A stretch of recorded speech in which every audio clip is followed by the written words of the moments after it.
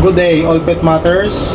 Today I'm gonna show you how we can quickly soften the cable of puppy food, because it's very important for our puppy to consume the solid food that we are going to introduce to them. So now we have this puppy food. I will try this one.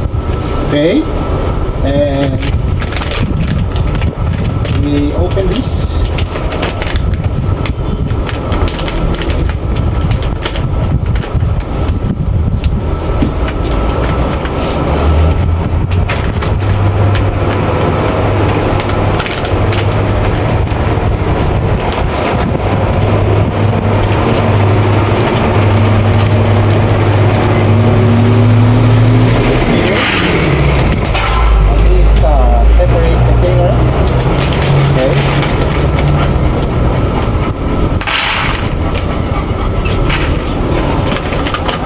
And we have hot water ready.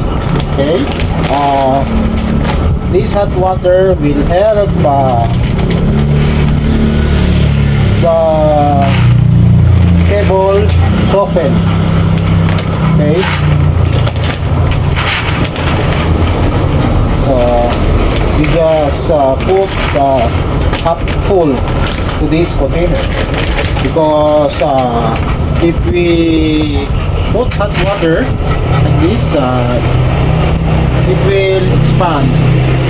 The cable will expand. Okay, so water, hot water here, boiling water.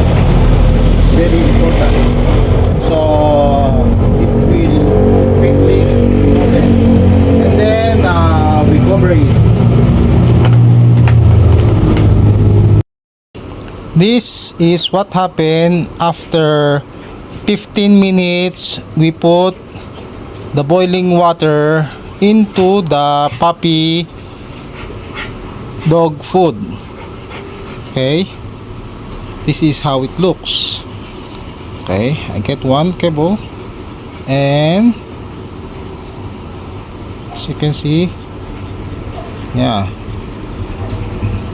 we can mash it very easily. Example, if this is cold already, then we can put this in the rep, so we will not do this process every time we're going to feed our puppies. And I hope this video teach you something and you learn something from this, and I'll see you again on our next video. Thank you very much for watching. Bye bye.